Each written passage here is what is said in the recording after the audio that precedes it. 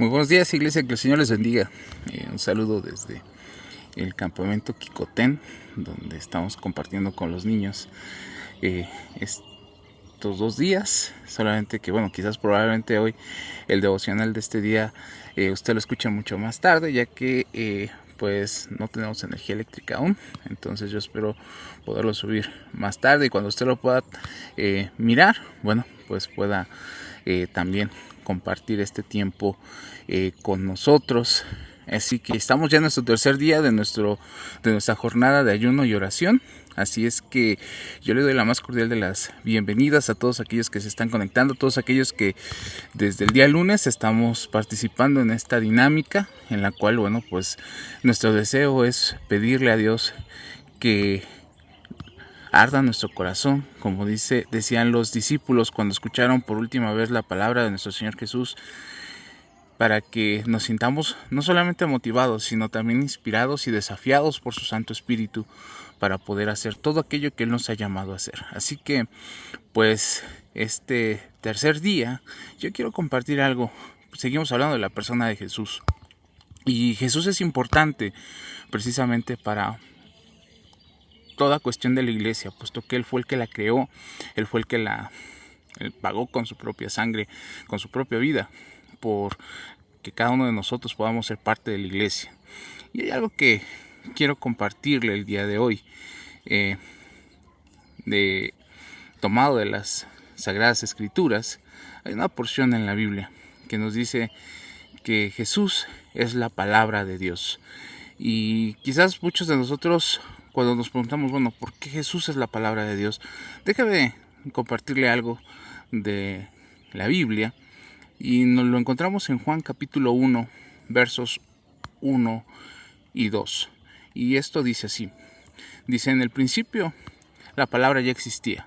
La palabra estaba con Dios y la palabra era Dios. Y dice el verso 2. El que es la palabra existía en el principio con Dios.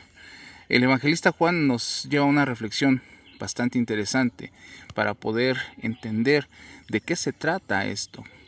De que por qué Jesús es precisamente la palabra de Dios.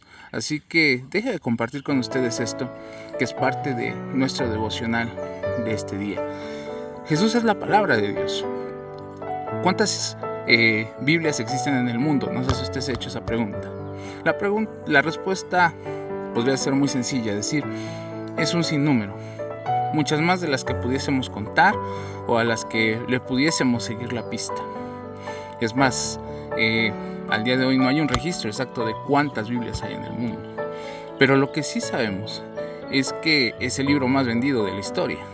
Y lo sigue siendo el día de hoy a pesar de otras situaciones. De hecho, cada año se venden y se distribuyen más de 100 millones de Biblias en el mundo. Es decir, casi 275,000 Biblias al día, ¿sí? Sin contar las versiones digitales. Y la siguiente cuestión es que yo quiero que usted se haga esta pregunta. ¿Se ha preguntado alguna vez qué es la Biblia? ¿Pero qué realmente? A veces solamente definimos con nuestras palabras, definimos con términos llanos y decimos, pues la Biblia es la palabra de Dios. Pero es fácil pensar y definir y darle ese título. La Biblia es la palabra de Dios. Es un libro, o para ser exactos, una colección de libros. Algo que puede venderse o distribuirse. Pero déjeme decirle que la Biblia es más que eso. Cuando leemos el primer versículo del Evangelio de Juan, nos hacemos una idea más clara. En el principio ya existía el Verbo, y el Verbo estaba con Dios, y el Verbo era Dios. Algunas versiones lo traducen como la palabra. Entonces, en este versículo, Juan estaba hablando de Jesús. Esta es la razón por la que al comenzar el versículo 2, el pronombre personal cambia. Ya no es solamente la palabra, sino que nos dice Él, refiriéndose a Jesús, el Hijo de Dios, el que estaba con Dios, el que estaba desde el principio. Y hay dos formas de entender esta conexión entre Jesús y la palabra. La primera es que lo llamamos la revelación, y la Biblia es una revelación especial de Dios para la humanidad. Es una de las principales formas en las que Dios se ha revelado a nosotros. La Biblia nos revela quién es, qué hace, qué valora, qué piensa, qué desea, etc. Jesús es la otra forma principal en la que Dios se ha revelado a nosotros. Como después diría Juan en su Evangelio, y el Verbo se hizo carne y habitó entre nosotros. Jesús no solo se reveló a sí mismo, sino nos reveló a Dios. Y no en un documento escrito, sino con su propia vida. Nos mostró a Dios respirando, nos mostró a Dios caminando, nos mostró a Dios hablando, nos mostró a Dios sanando, nos mostró a un Dios que enseña, un Dios que corrige. Pero para entender el segundo sentido de Jesús como la palabra de Dios, necesitamos entrar un poco más profundamente en el contexto de los tiempos del evangelista Juan. En el mundo antiguo los filósofos usaban la palabra logos, o que se traduce como palabra, o como también se podría traducir como verbo, para referirse al concepto de hablar o al concepto de pensar. Y entonces, cuando nosotros vemos que algunas Biblias traducen este concepto como logos en un sentido más amplio, el logos es la razón. En otras palabras, Jesús es la mente de Dios hecha carne. Pues bien, la palabra que Juan usa para describir a Jesús en estos versículos dice: en el principio ya existía la mente de Dios. Juan quería decirnos que a través de que Jesús ya estaba en la mente de Dios, ya estaba ese principio, precisamente para salvarnos, para podernos mostrar el amor de Dios. Posiblemente muchos de nosotros nos preguntamos, bueno, entonces si Él ya existía en la mente de Dios personificada, ¿por qué se tuvo que hacer carne? En otras palabras, se tuvo que hacer carne por amor a nosotros. Jesús es la palabra de Dios, la palabra de Dios encarnada. Y si conectamos estas dos ideas que hemos hablado en esta mañana, gran parte de la misión que Jesús nos dejó es que Él primero dejó su reino para entrar en el nuestro, para irrumpir, para poder cambiar, para poder transformar, para podernos mostrar el amor de Dios. Y más en concreto, Jesús está activamente revelándonos a Dios. Cada vez que abrimos nuestra Biblia, cada vez que hojeamos cada una de esas hojas y encontramos ahí la mente de Dios. Entonces, la palabra, el logos, el verbo, el Cristo, cada vez que nosotros abrimos la Biblia, estamos apartando una silla para sentarnos a una mesa con Jesús, para decirle: Señor, ven a mi corazón. Y nos llenamos de su revelación y consolidamos nuestra relación con Dios.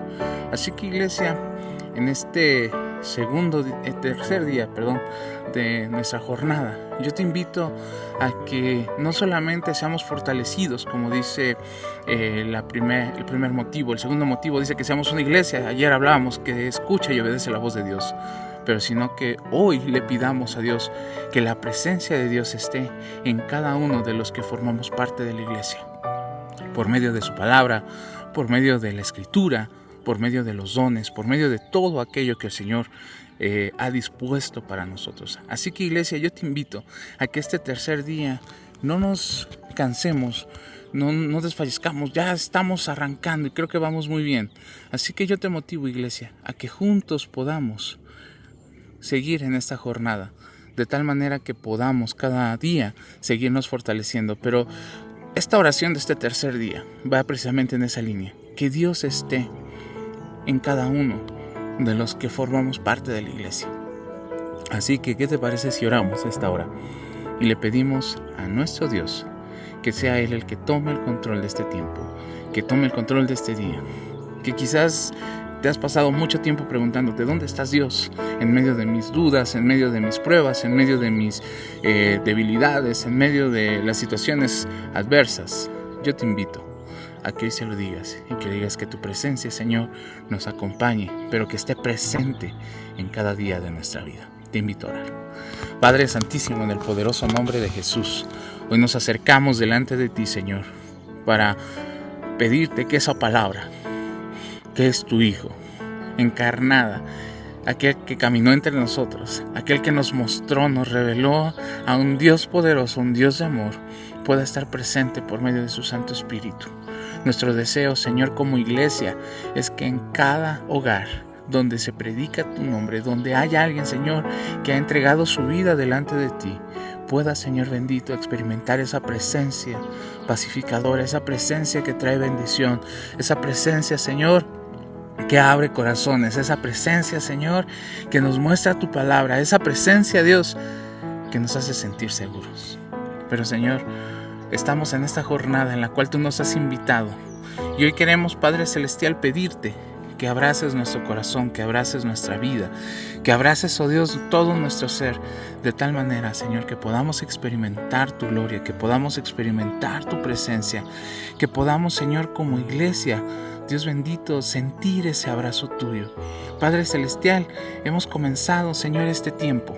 Queremos, Señor bendito, que nos acompañe tu presencia, que nos acompañe tu Espíritu, que ahí, Señor bendito, donde estamos cada día, ahí donde nos encontramos, ahí, Señor, donde realizamos nuestras múltiples actividades, tu presencia nos acompañe.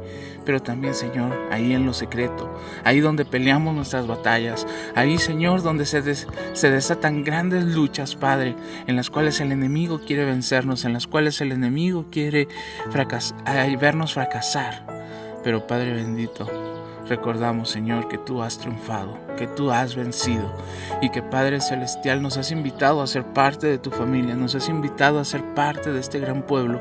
Y hoy, Señor, solamente nos resta, Padre Celestial, decirte: fortalécenos, ayúdanos, anímanos, bendícenos, desafíanos, pero que tu presencia no sea parte de nosotros.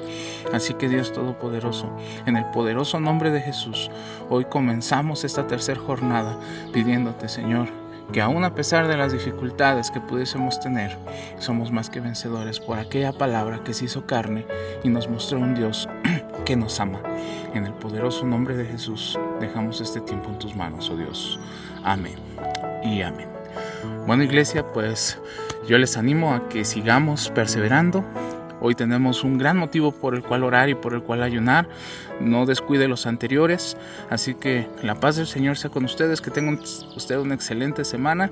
Y también le pido que nos acompañe en oración para que ahora que regreso a la ciudad, bueno, pues el Señor nos proteja, y también los pequeñitos que han sido muy bendecidos en estos 2 días que estamos aquí en un lugar bastante, el lugar es bastante inclemente, el clima, pero damos gracias a Dios porque ha sido un tiempo de bendición.